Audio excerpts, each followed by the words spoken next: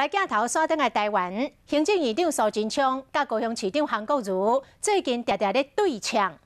为这个韩国瑜爬树啊，看天高热的病文网，到自称是用这个水果刀来对抗着民进党的阳庆大炮。咱过来针对着假公文批了较侪，韩国瑜真罕见，伫咧中昼休困时间开面册直播。 伊来读一套比家己搁较悬的这个公文，惊体苏贞昌，嘛来提出着伊的疑问，敢讲公文批愈多，就代表愈认真。我们的公文调出来也是跟我一样高，公文批的越多，就代表越认真，真的是如此吗？未堪要经透中道高雄市长韩国瑜搬遮济公文贴咧甲伊病悬，这到底是什么人甲激的？ 批的公文常常堆起来都比一个人高。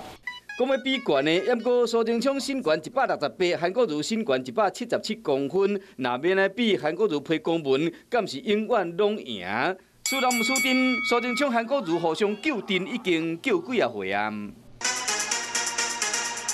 蔡英文总统他手上武器是洋枪洋炮，我只有一把小水果刀，带着刀子就违反枪炮盗戒管制条例，那我们一定会依法就办。今天开心切水果哈，拿了水果刀就请苏院长来逮捕我吧。讲话老是江湖味，开口就是酒味。我要亲眼看，我才能了解状况，我有可能滋生病虫。劳动规范，戴安全帽，绑安全绳，所以这是错误的示范。 国家机器，国家的资源不要这样滥用。戒严心态实在很不足取。比身悬比口才，免相比。苏贞昌、韩国瑜两人头壳皮以上拢平悬，不过人民看到是头壳皮以下，什么人较悬？